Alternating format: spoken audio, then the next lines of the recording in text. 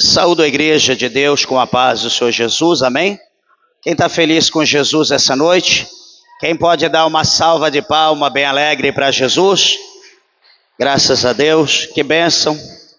Meus irmãos, alegre, feliz e grato a Deus pela oportunidade que o Senhor concede a nós de estarmos mais um dia na presença de Deus, para que juntos possamos adorá-lo na beleza da sua santidade. Louva a Deus pela tua vida, tenho certeza que o Senhor Deus tem uma palavra ao teu coração, amém? Meus irmãos, vamos ler a palavra de Deus nessa noite. Abra a tua Bíblia comigo no livro do profeta Jeremias, no capítulo de número 13. Jeremias, capítulo de número 13. Veja se há alguém ao seu lado sem a Bíblia, aproxime-se para que juntos possamos ler a palavra de Deus. Quero ler apenas um versículo do capítulo 13 de Jeremias para nossa meditação. Amém? Diz assim, Jeremias 13, versículos de número 23. Diz assim: porventura, pode o etíope mudar a sua pele, ou o leopardo as suas manchas? Então podereis vós fazer o bem, sendo ensinados a fazer o mal? Amém, meus irmãos? Vamos orar, vamos apresentar a Deus a palavra do Senhor nessa noite. Maravilhoso Deus, amantíssimo, eterno e poderoso Pai, Senhor, aqui está, meu Deus, a tua palavra, que é fiel, que é verdadeira.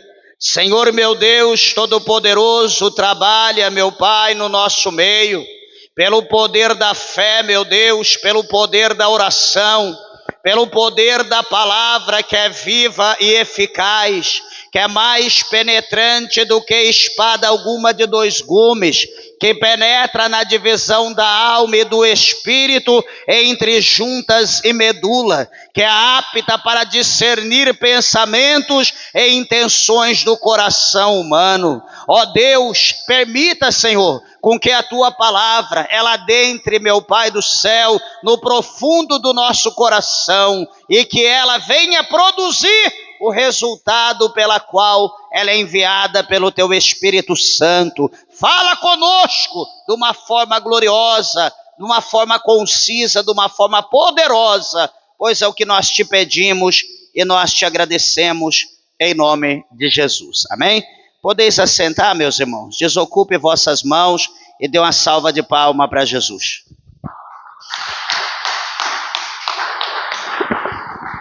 Graças a Deus. Igreja, eu peço por favor a tua atenção à palavra do Senhor.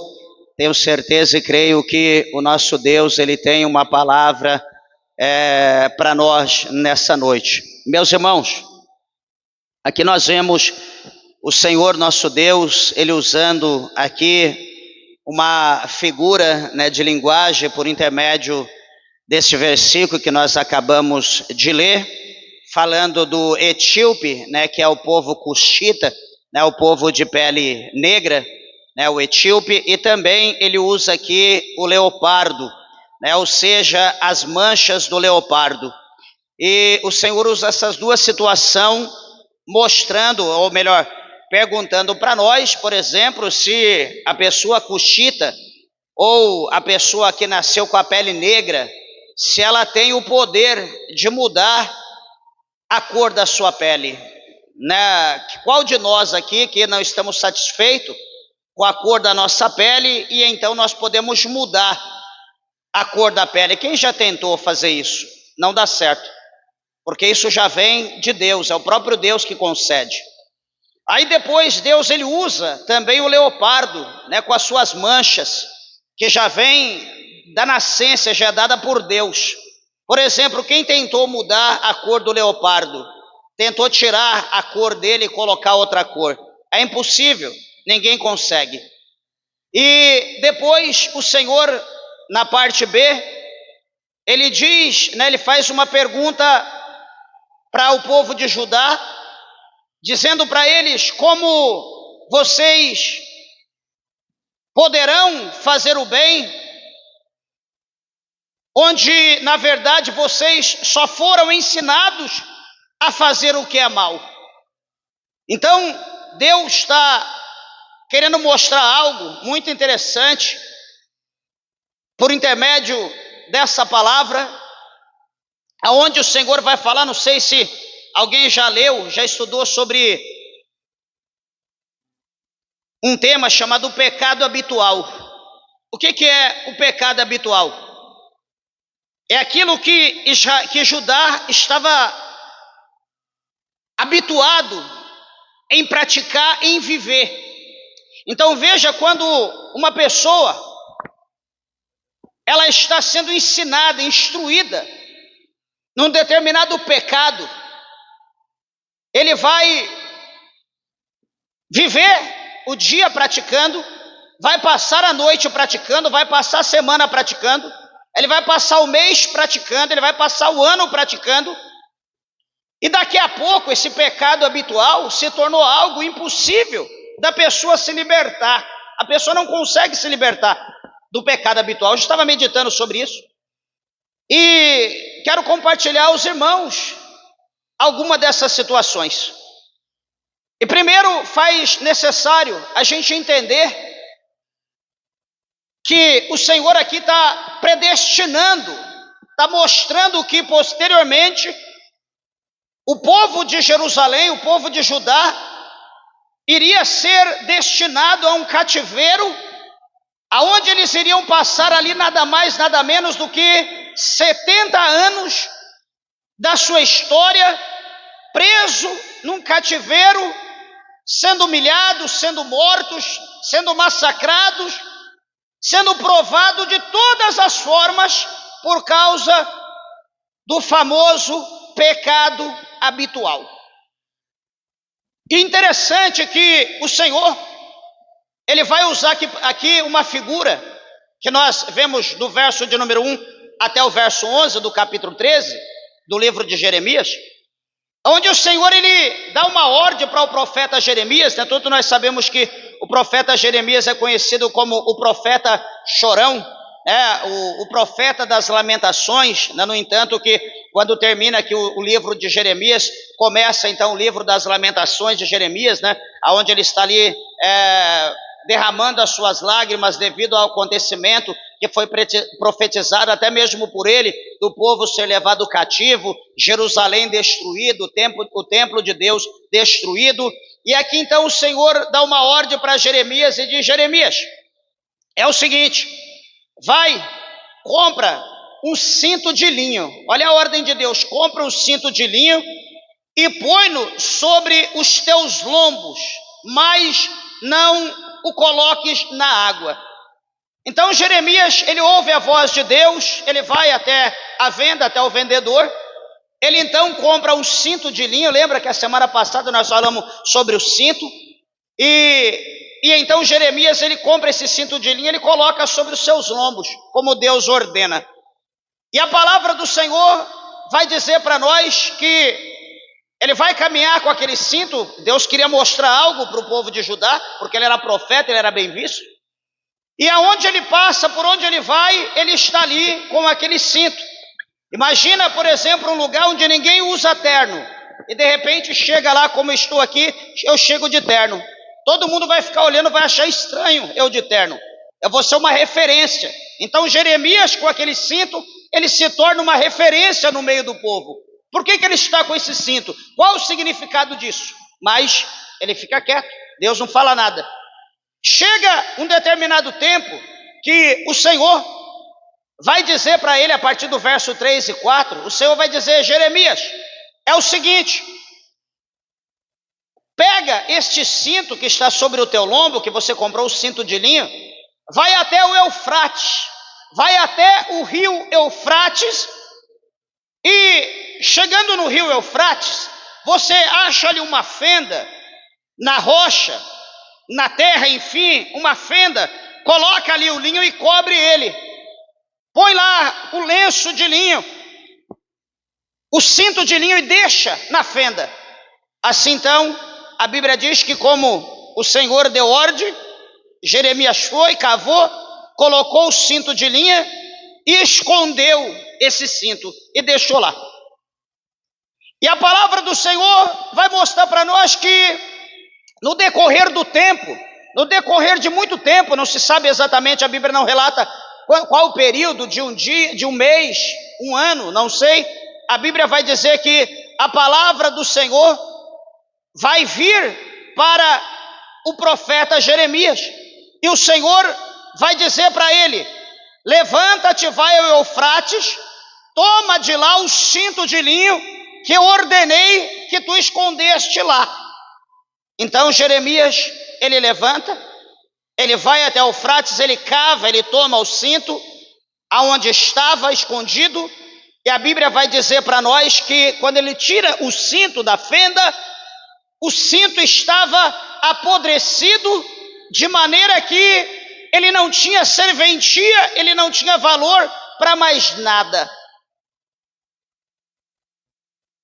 O que isso significava para Jeremias? Nada.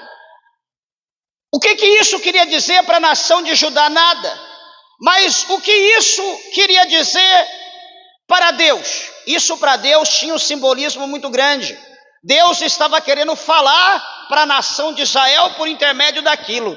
Deus estava querendo mostrar para Israel exatamente qual seria o fim do povo de Deus. Qual seria o fim? Por causa do pecado habitual. Então vai vir a palavra do Senhor, no verso 9 do capítulo 13. E a palavra do Senhor vai dizer a Jeremias: Jeremias, do mesmo modo farei apodrecer a soberba de Judá e as muitas soberbas de Jerusalém.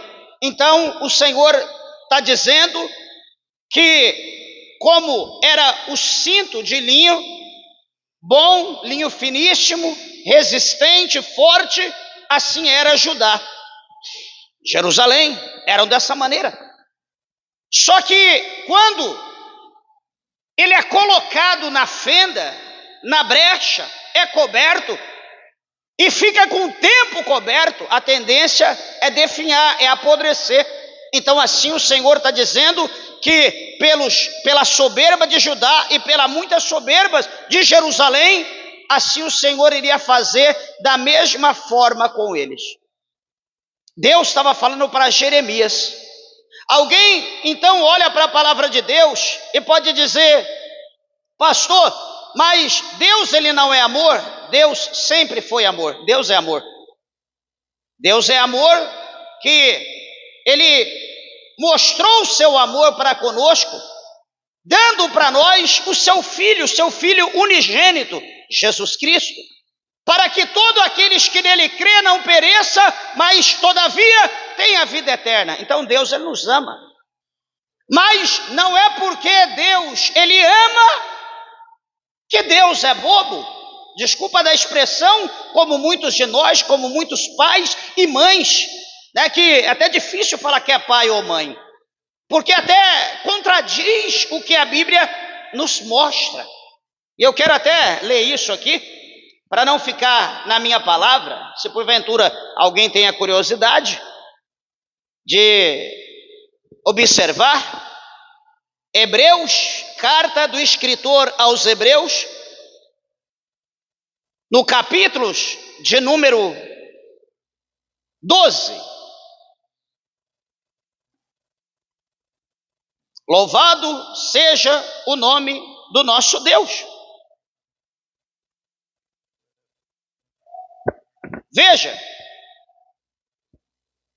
12:5. Olha o que a Bíblia mostra para nós.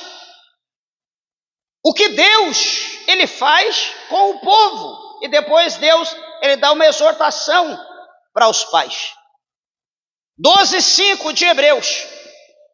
Já vos esqueceste da exortação que argumenta convosco como filhos. Qual é a exortação? Filho meu, não desprezes a correção do Senhor, e não desmaies quando por ele fores repreendido, porque o Senhor, veja, porque o Senhor corrige o que ama e açoita a qualquer que recebe por filho. Duas coisas, o Senhor corrige, o Senhor açoita. Coisas que muitos não estão fazendo hoje com seus filhos. Estão indo contra a palavra de Deus. Segue-se o texto. Se suportais a correção, Deus vos trata como filhos. E olha o que ele continua. Por quê? Que filho há a quem o pai não corrija? Então, Deus está mostrando aqui para nós que todos que são filhos de Deus, Deus exorta, Deus corrige. E aí Deus leva nós lá no passado e mostra o dia de hoje. Aí o Senhor pergunta: qual filho que o pai não corrige? Quer dizer, na época da escrita se corrigia. Hoje não pode mais corrigir, hoje não se corrige. Hoje os filhos que estão corrigindo os pais. Nós estamos indo contra a palavra de Deus. E essa atitude nossa vai trazer um peso posteriormente para a família dos nossos que virão por causa do nosso erro. Por causa que nós não estamos cumprindo. Olha, veja bem, verso 7, se suportais a correção, Deus vos trata como filhos. Por que filho há a quem o pai não corrija? E o verso 8, mas se estais sem disciplina, da qual todos são feitos participantes, sois então bastardos e não filhos. O Senhor está mostrando para nós que se não existe uma correção, então os tais não estão sendo filho, mas estão sendo bastardo. Pastor, qual é a diferença de filho e bastardo? É simples. O filho, ele tem direito na herança. O bastardo, por mais que ele esteja dentro de casa, mas ele está ali, ele não tem direito na herança. Ele só vive do dia a dia. Ele não tem direito como filho na herança. Essa é a diferença. E eu não quero ser bastardo, eu quero ser filho. Suponho que todos nós aqui não queremos ser bastardo, nós queremos ser filho. Porque o nosso desejo é a herança. Qual é a herança? O nosso desejo é o céu.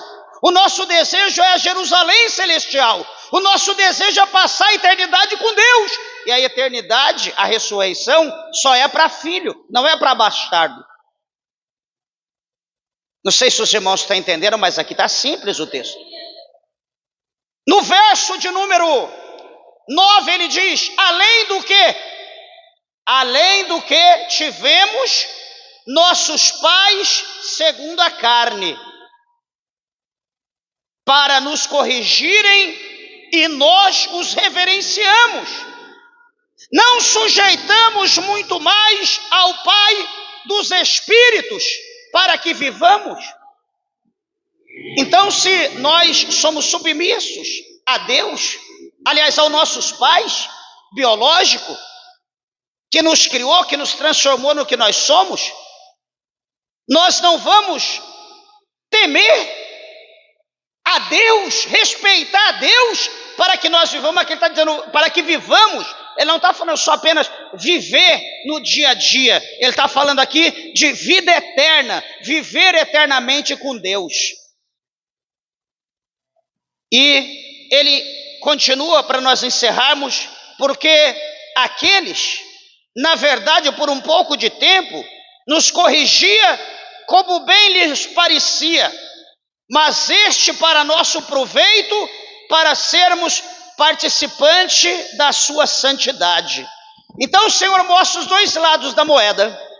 O primeiro, o nosso Pai nos corrige, ou nos corrigia, como bem lhe parecia, porque nos ensinava. E a correção de Deus é para trazer em todos aqueles que são filhos dele, para trazer santidade. Então, se nós não aceitamos a correção de Deus, nós não estamos em santidade. Se nós somos soberbos, nós não estamos em santidade.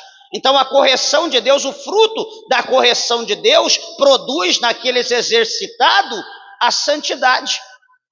E interessante que aqui nesse capítulo 12, no verso de número 14, ele diz: seguir a paz com todos e a santificação, que sem a qual ninguém verá a Deus. Quando nós lemos esse versículo, traz a nós uma reflexão. Será que nós estamos submissos a Deus? Eu não sou submisso a ninguém. Eu não sou submisso ao meu esposo, não sou submisso à minha esposa, não sou submisso ao meu patrão, não sou submisso a ninguém. Eu sou submisso só a Deus. Aí a gente vê como que nós nos enganamos. Por quê? Porque Jesus ele diz que aquele que é fiel no pouco, ele também é fiel no muito. Mas aquele que é infiel no pouco, também ele é infiel no muito. Então, se eu não sou submisso, se eu não reconheço as autoridades que está sobre mim, diante de mim, que eu vejo que pode me punir, será que eu reconheço a autoridade de Deus? Que eu não vejo? Que eu não conheço? Que ele não se apresenta a mim como um homem, um cidadão, alguém de poder? Será que eu reverencio? Será que eu reconheço a autoridade de Deus? Certamente não. Certamente de maneira alguma não. Mas o verso 11 eu encerro essa parte, onde ele diz: e na verdade, toda a correção no presente não parece ser de gozo, senão de tristeza, mas depois produz um fruto pacífico de justiça nos exercitados por ela.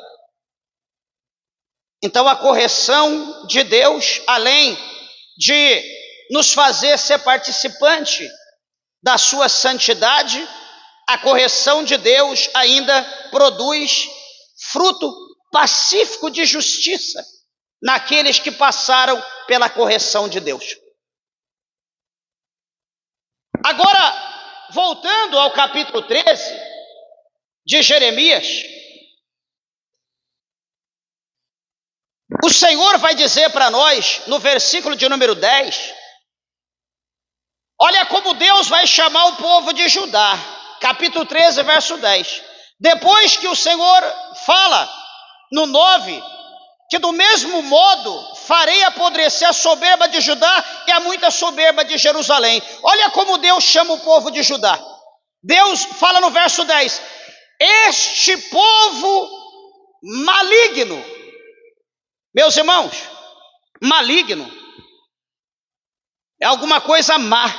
Quando se fala maligno, se fala de demônios, se fala de Satanás, se fala do diabo, se fala de alguma coisa proveniente das densas trevas. Então Deus chama o povo de maligno. Deus não está chamando nenhuma outra nação que, por exemplo, o reino do norte, o povo do norte, cujo rei era Nabucodonosor, ou cuja nação Babilônia. Deus não estava chamando os babilônios e nem Nabucodonosor tampouco de povo maligno, mas Deus estava chamando aquele que Deus disse antes que era a menina dos seus olhos. Pastor, Deus me livre. Deus faz o que Ele quer, Ele é Deus. Deus faz o que quer. Quem somos nós para contender com Deus? Nós não podemos esquecer que tudo que o homem ele semear, o homem ele vai ceifar. Nós não podemos esquecer disso. Então o Senhor Deus ele chama o povo maligno, vírgula, que recusa ouvir as minhas palavras.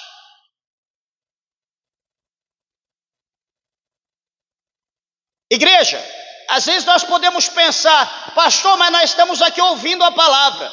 Meus irmãos, o povo, eles ouviam a pregação de Jeremias. Jeremias pregava, Jeremias chorava. porque o Senhor mostrava, dava um vislumbre a Jeremias do que iria acontecer com a nação. Jeremias chorava por amor. Só que Jeremias profetizava, o povo, eles rangiam os dentes. A vontade deles era acabar com Jeremias. Veja o verso 10 do capítulo 20 de Jeremias. Jeremias 20:10 diz assim: porque ouvi a murmuração de muitos, terror de todos os lados, denunciai e o denunciaremos, todos os que têm paz comigo, aguardo meu manquejar, dizendo, bem pode ser que se deixe persuadir, então prevaleceremos contra ele e nos vingaremos dele. E o verso de número 11 diz, Jeremias, mas o Senhor está comigo como valente e terrível, por isso tropeçarão os meus perseguidores e não prevalecerão, ficarão muitos confundidos, porque não se houveram prudentemente, terão uma confusão perpétua que nunca será esquecida. Veja aqui que o povo, eles ouviam Jeremias pregar, só que eles esperavam um vacilo para eles dar na costela, para eles dar no fígado, para eles tombar Jeremias. Só que Jeremias dizia, o Senhor está comigo. Vocês querem ver o meu manquejar, mas o Senhor está comigo. Vocês querem ver eu cair, mas o Senhor está comigo. Vocês querem ver eu pecar, mas o Senhor está comigo como um valente terrível. Meus irmãos, está cheio de gente olhando, não para nos dar mão. Está cheio de gente olhando, não para nos acudir. Está cheio de gente olhando, não para nos servir, mas para nos ver tropeçar, para nos ver errar, para nos ver vacilar, e assentar a ripa, a madeira, a pedra, nos colocar numa cruz. Está vendo? Olha lá, eu esperei, eu falei, olha lá, ó, aconteceu, mas o Senhor está comigo, o Senhor está conosco, o Senhor está com a igreja dele como um valente terrível, meus irmãos. Labassuri a Candarabe, o Senhor nos protegerá e nos livrará. Só que nós precisamos fugir do pecado habitual. Nós precisamos fugir, porque o Senhor está dizendo aqui que esse povo, eles recusam ouvir as minhas palavras. Eles recusam. Meus irmãos, ouvir, a gente ouve de tudo. Quando o Senhor está dizendo aqui ouvir as minhas palavras, é como nós estamos aqui ouvindo a palavra de Deus. Só que o ouvir que o Senhor diz é colocar em prática. Ouvir a gente ouve, mas o Senhor quer ver se aquilo que nós estamos ouvindo, nós estamos colocando em prática quando nós saímos da porta para fora. É isso que é ouvir a palavra. Se a gente ouve, nós vamos pôr em prática. Se nós não ouvimos, nós saímos daqui do mesmo jeito que a gente entrou. Deus está falando isso. Jeremias pregava, Isaías pregava, o profeta Ezequiel pregava, Daniel pregava, Oséias pregava, Amós pregava, Obadias, todo mundo pregava. Agora detalhe, o povo ouvia, mas eles colocavam em prática? Não. Hoje eu prego, vem outro prega, amanhã outro prega, está todo mundo pregando, mas a pergunta é, nós estamos ouvindo, nós estamos colocando em prática a palavra de Deus? Lá caçobe, a canarabe, a surimicanta, a labassurianda, a labaia. Este povo maligno que recusa ouvir as minhas palavras, E o Senhor diz ainda que caminha segundo a dureza do seu coração. Segundo a dureza do coração. Meus irmãos, um coração duro é um coração que não é flexível. Um coração duro é um coração que não muda. Um coração duro é aquele coração que ele foi exercitado pelo pecado habitual, por aquilo que foi cometido desde lá de trás, foi cometido, foi praticado, e o coração foi endurecendo, foi endurecendo, foi endurecendo. Hoje o coração está daquele jeito, e a pessoa diz: eu nasci assim, eu aprendi assim, eu vivi assim, eu vou viver assim, eu vou morrer assim. Isso chama pecado habitual. Pastor, mas é impossível. Isso fez parte da natureza do homem, fez parte da natureza da mulher. Nós podemos pensar dessa maneira, igreja. Só que aí entra a parte B do capítulo 19, do verso 26, do evangelista São Mateus. Deixa-me ver se fato é isso. 19, 26 de Mateus.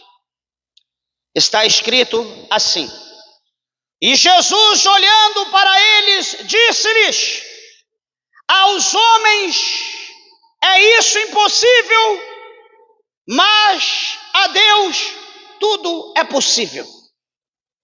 Então, o pecado habitual, aquilo que nós aprendemos, que nós nascemos sendo ensinado, vivemos praticando, estamos praticando e ensinando o nosso próximo, esse pecado habitual que se tornou parte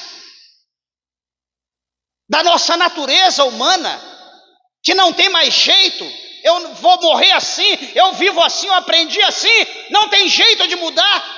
Isso pode ser mudado não por mim, não por nós, não pela igreja, mas o Senhor Jesus está dizendo que ao homem isso é impossível, mas a Deus tudo é possível. Louvado seja Deus por isso, porque, meus irmãos, tem jeito para mim, tem jeito para você, tem jeito para nós. Alguém pode achar que está sentenciado à morte. Eu fui apresentado não sei da onde, eu fui apresentado não sei na onde, não tem jeito, eu sou filho disso, filho daquilo, não importa. Hoje você conhece a verdade, hoje você é filho de Deus. Capítulo 5, verso 17 da segunda carta do apóstolo São Paulo aos Coríntios, 5,17. O apóstolo São Paulo diz que agora todas as coisas se fez nova. Ou seja, as coisas velhas se passaram e tudo se fez novo. Os irmãos estão vendo a possibilidade de Deus, o poder de Deus em trabalhar na nossa vida? Veja que se não fosse Deus, nós estávamos condenados ao inferno. Nós estávamos condenados, não haveria jeito mais para nós. Mas a Bíblia diz para nós que as coisas velhas se passaram, tudo se faz novo. Meus irmãos, quando o nosso coração é duro, nós contendemos com Deus, nós batemos de frente com Deus. Quando o nosso coração é duro, nós lemos a palavra de Deus, nós até defendemos alguma coisa da palavra de Deus. Só que quando nós somos confrontados com aquilo que nós estudamos e aquilo cai por terra, porque nós estamos defendendo ali apenas o interesse nosso, quando nós somos confrontados e quando aquilo é debatido, é colocado às claras à luz da Bíblia, sabe o que a gente diz? Não, mas quem pode afirmar que isso é verdade? Isso foi escrito por homem. Quando quebra a nossa defesa, então nós usamos aquilo que todo mundo usa. Quem pode dizer que isso é verdade? Quem pode dizer que a Bíblia é verdadeira? Até antes de ser confrontado era, mas a partir de ser confrontado, e a nossa tese caiu por terra, agora então nós vamos dizer como todo mundo, o jargão do mundo. Será que isso é verdade? Vai que não é verdade. Será que a Bíblia está certa? Vai que a Bíblia está errada. O Senhor continua dizendo no verso 10: e anda após deuses alheios para servi-los e inclinar-se diante deles. Será tal como este cinto que para nada presta. Nós podemos olhar para a palavra de Deus e dizer: pastor, graças a Deus que eu não estou andando atrás de deuses alheios, tampouco servindo, tampouco inclinando diante deles. Igreja de Deus, hoje o diabo, hoje o inferno está trabalhando de forma diferente que foi trabalhado aqui. Hoje a estratégia do diabo é outra. E deixa eu mostrar para a igreja algumas coisas que porventura nós estamos nos inclinando, como aqui a Bíblia diz, a deuses alheios, a outros deuses, está dizendo o Senhor, nos prostrando, nos reverenciando e adorando. Pastor, hoje nós estamos fazendo isso. Eu não tenho imagem de escultura em casa. Eu não sacrifico meus filhos a Moloque. Eu não apresento o meu filho a Astarote. Eu não ofereço oferenda a Será, a Baal. Eu só sirvo a Deus. A palavra do Senhor nos diz que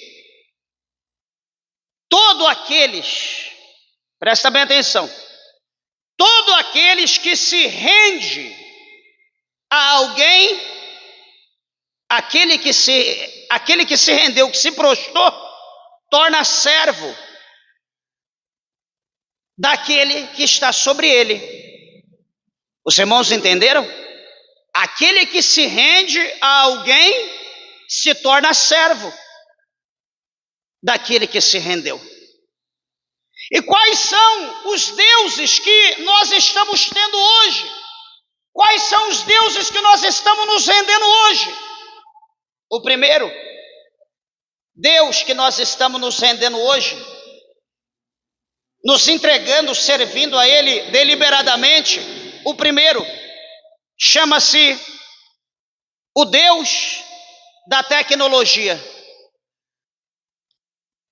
Alguém pode olhar, já vem o pastor falar dessa maneira. Igreja, nós não estamos só nos rendendo, mas estamos escravizados.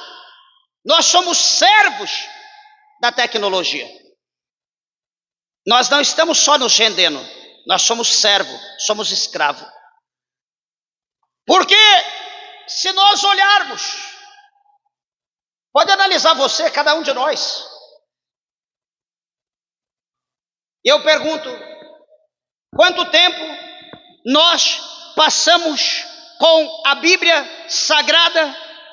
Quanto tempo nós passamos com a palavra de Deus na nossa mão, como está aqui a minha Bíblia? Quanto tempo nós passamos hoje folheando, meditando, estudando a palavra de Deus como está aqui na minha mão hoje? Quanto tempo? Se fizéssemos isso o dia todo, nós estávamos submissos à palavra e a palavra seria nosso Senhor. Nós estávamos sobre o jugo da palavra. Vamos inverter agora a pergunta: quanto tempo nós passamos com o smartphone na nossa mão? Afinando o dedo, direita, esquerda, para cima, para baixo, aperta, volta, aumenta, diminui. Quantas vezes ou quantas horas nós passamos hoje o dia com o smartphone na mão? Pessoas que nunca tinham dor de cabeça, hoje estão morrendo de dor de cabeça na nuca. Ah, pastor, é minha coluna. Não, não é coluna, é de ficar assim, ó. curvado, pode pesquisar para você ver. Está trazendo enfermidade para os olhos, enfermidade para a nuca, para a cabeça, ficando corcundo de tanto ficar agachado com o peso da cabeça para baixo. Dor na munheca, nos dedos. Não tem mais disponibilidade, as pessoas não estão tendo disponibilidade para trabalhar.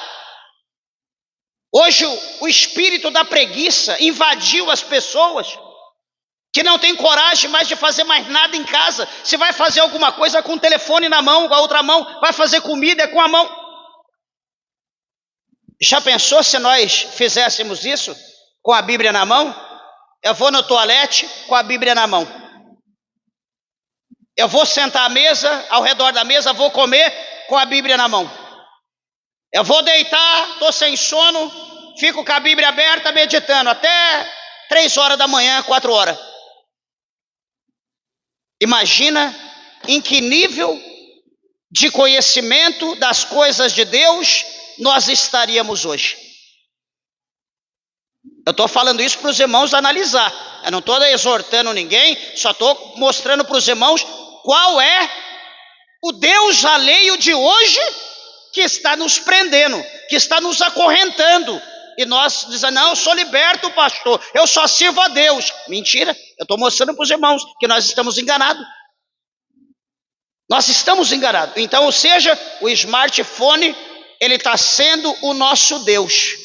Ele está controlando a nossa vida, controlando nossos hábitos, ele está controlando nossos filhos, está controlando nossos netos, crianças. Talvez você hoje ache que não, mas a criança que desde pequeno é criada com o smartphone na mão, amanhã quando ela tiver 10 anos, 15 anos, ela vai ser pessoa com deficiência cerebral, vai ser criança doente. Ah, hoje está uma benção, bonitinha, bonitinha. É, mas a mente dela não tem capacidade. Os olhos dela não têm capacidade para absorver tudo aquilo que a claridade, que a tecnologia mostra para ela. A mente dela vai ter problema posteriormente, vai ser uma pessoa doente.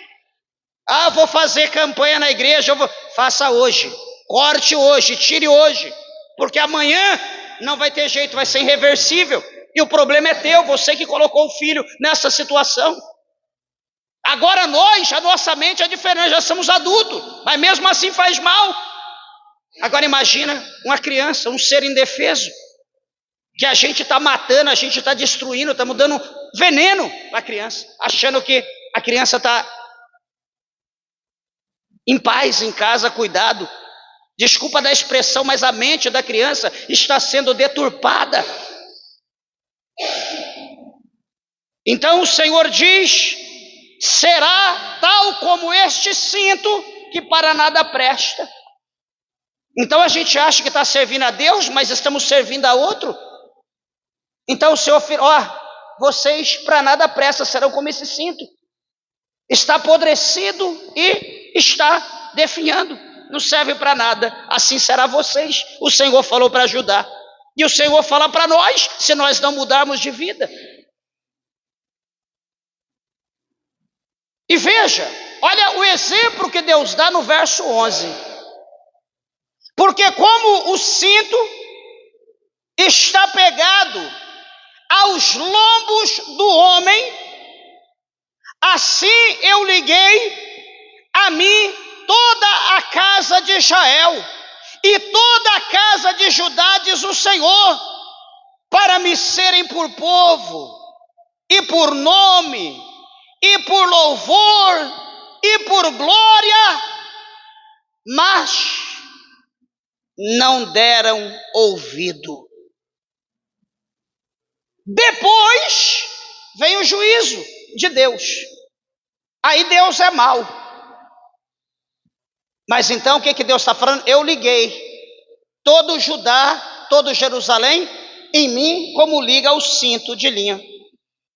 Por que eu liguei?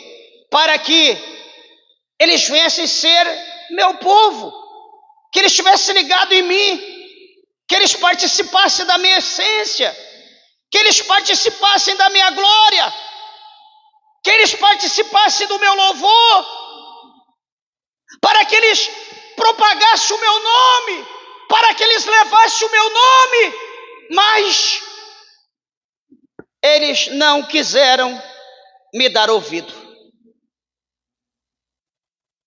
Agora eu olho para essa palavra, eu vejo o lado onde Deus está falando do julgamento, eu vejo o lado do amor de Deus, o que Deus tinha para o povo, mas eles rejeitaram.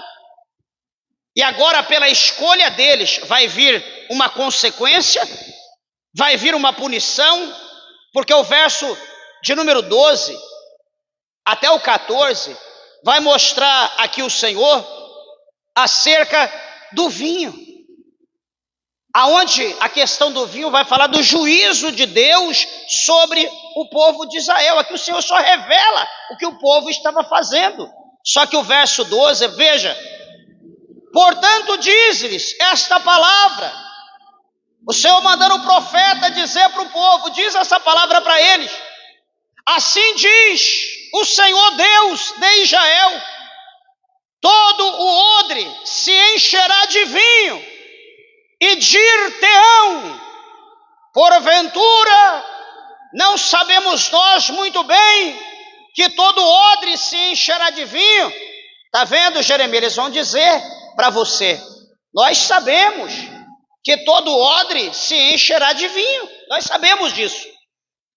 Mas o verso 13, mas tu diz para eles, assim diz o Senhor: eis que eu encherei de embriaguez a todos os habitantes dessa terra, e aos reis da estirpe de Davi, que estão assentados sobre o seu trono, e aos sacerdotes, e aos profetas, e a todos os habitantes de Jerusalém, e fá-los-ei em pedaços, atirando uns contra os outros, e juntamente os pais com os filhos, diz o Senhor: não perdoarei, nem pouparei, nem terei deles compaixão, para que não os destrua.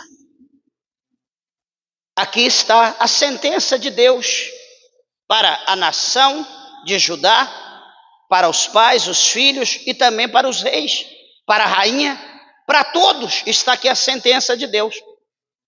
Meus irmãos, a Bíblia diz que Deus, ele é longânimo. Qualquer dia nós vamos estar falando sobre a longanimidade de Deus. É muito interessante, porque quando se fala em longanimidade de Deus, a longanimidade de Deus não é como a nossa. Deus, quando fala longanimidade de Deus, é tempo que Deus ele dá. Deus vai dando tempo. Olha, eu tenho uma promessa na vida desse homem, e o Senhor está às portas e bate, e Deus bate na porta. Deus tem uma promessa: eis que eu tenho uma obra na tua vida, homem. Eis que eu tenho uma obra na tua vida, mulher. Abra o teu coração, o Senhor está batendo na porta. Eis que estou à porta e abro. Se alguém ouvir a minha voz, abrir a porta, eu entrarei, cearei com ele, ele comigo. O Senhor está batendo, abra a porta. E a pessoa não abre. E a pessoa está vivendo, está pecando, está desobedecendo. Ué, por que você... Não, Deus tem uma obra na minha vida. Deus tem promessa. Quem tem promessa não morre. Passa 1 ano, passa 2 anos, passa 5 anos, a pessoa se afundando. Deus tem promessa, Deus tem obra na minha vida. Quem tem promessa não morre. E vai passando o tempo, e alguém olha, pensa que Deus mentiu, pensa que o profeta mentiu, pensa que porque aquela pessoa tem promessa ela é privilegiado. E não é assim, meus irmãos. Isso chama longanimidade. Deus, ele dá tempo para o arrependimento. Deus dá tempo para a pessoa se converter. Deus dá tempo para a pessoa se santificar. Só que esse tempo tem um início e tem um fim, a longanimidade de Deus. Pastor, qual é esse tempo? Não sei. É determinado por Deus esse espaço de tempo. Começa quando? Quando fez a promessa. Deus fez a promessa, então a partir daqui está iniciando. E quando encerra? Quando encerra a longanimidade de Deus. Pastor, tem um padrão? Não. Para cada pessoa é de uma maneira. Então, quando encerra a longanimidade de Deus, aí então Deus permite o ceifador ceifar a alma. Deus permite o espírito da morte tragar. Deus permite a pessoa descer a sepultura. Aí alguém vai dizer, mas Deus não tinha promessa, Deus não tinha obra. Tinha. E por que então que morreu? Por quê? A resposta é simples: porque a pessoa não é eterna, porque a pessoa não quis se converter, porque a pessoa não quis se arrepender, porque a pessoa não quis voltar para Deus. A pessoa achou que é um imortal, e então mergulhou nos seus pecados e foi viver deliberadamente, como Israel esqueceu de Deus. Irmãos, tolos são aqueles que, porque tem promessa, acha que é imortal. Imortal só houve um, que é o nosso mestre, o nosso amado, querido, bondoso Salvador, Jesus Cristo de Nazaré. O resto, todos nós somos pó. Se Deus tem uma promessa na tua vida, não deixe para amanhã. Ah, pastor, mas meu esposo já é crente. E aí? Ah, não, pastor, minha esposa já é crente. Mas e aí? Não, pastor, meus filhos são crentes. Mas e aí? Não, pastor, meus pais são crentes. Mas e aí? A pergunta é: e você? Ninguém salva ninguém. A salvação é única, é individual. A salvação não é coletiva, a salvação não é conjugal, não é dupla, a salvação é cada um por si. Cada um tem que lutar pela sua salvação. Ah, como Ló amava a sua mulher, como Ló amava as suas filhas. Ló estava vivendo os últimos momentos. Sodoma, Gomorra, a cidade circunvizinha, estava na iminência de ser queimada. Iria ser derramado fogo, enxofre a destruir.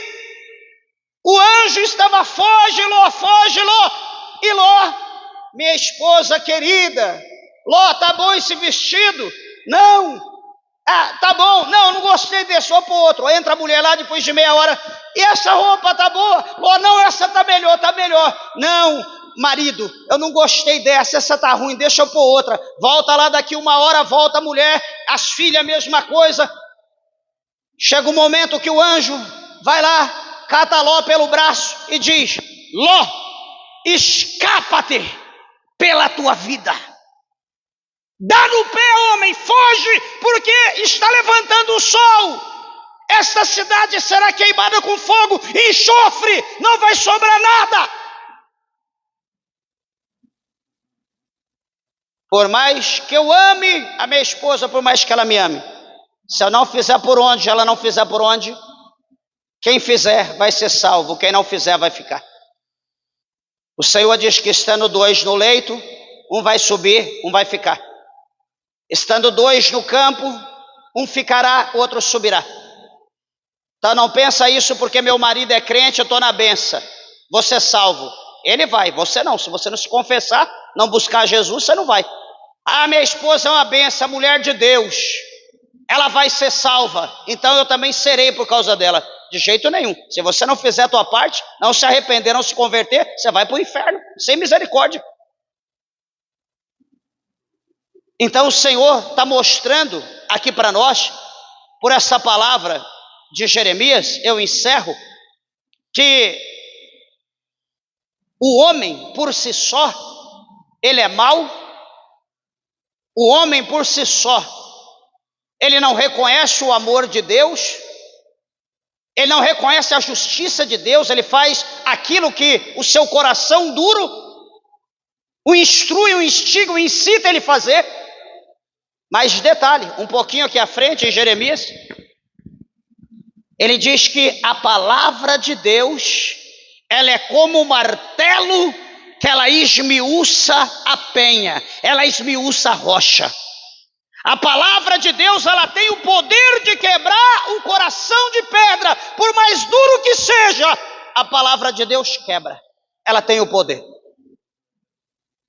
Então, queridos, amados irmãos, ouvintes da palavra de Deus, não desanime, persevere, se volte para Deus, alcance misericórdia diante de Deus, com as suas obras, com os seus feitos. Faça hoje o que é para fazer hoje, o que é para amanhã. Não se preocupe com o dia de amanhã, porque em Mateus 6:34 diz que para nós não preocuparmos com o dia de amanhã, que basta cada dia o seu mal. Então deixe o que é de amanhã, fique para amanhã. O que é para hoje, vamos resolver hoje. Você tem que decidir a tua vida, decida hoje. Você tem que abandonar esse mundo, abandone hoje. Quem sabe amanhã agora vai começar o próximo mês, vai começar a próxima semana, eu vou decidir a minha vida. A próxima semana está começando hoje é domingo. Decida a tua vida hoje, não deixe para amanhã não. A longanimidade de Deus pode encerrar amanhã. Amanhã Deus pode colocar um ponto final. E aí não adianta, pastor, vem fazer o culto fúnebre.